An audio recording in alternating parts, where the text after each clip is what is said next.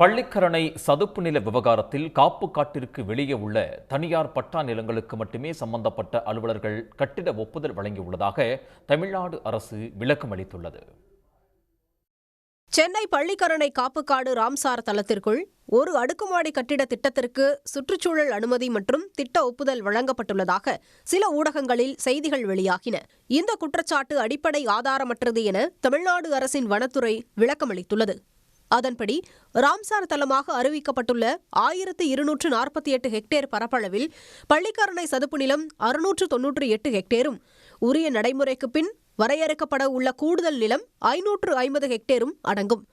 ஏற்கனவே பள்ளிக்கரணை சதுப்பு நில காப்புக்காட்டில் எவ்விதமான கட்டுமானங்களும் அனுமதிக்கப்படுவதில்லை.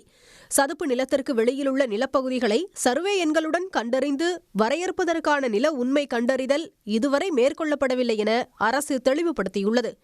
அத்தகைய தனியார் பட்டா நிலங்களே ஊடகங்களில் குறிப்பிடப்பட்ட கட்டுமானம் குறித்த நிலத்தின் சர்வே எண்களாகும் என அரசு விளக்கமளித்துள்ளது.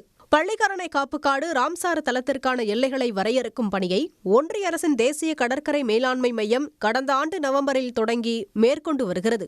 இந்த செயல்முறையில் 60 நாட்கள் பொது ஆலோசனை நடைபெறும் என்றும், அப்போது தெரிவிக்கப்படும் ஆட்சேபனைகளை 240 நாட்களில் மாநில அரசு நிவர்த்தி செய்ய வேண்டும் என்பதும் விதிமுறையாக உள்ளது.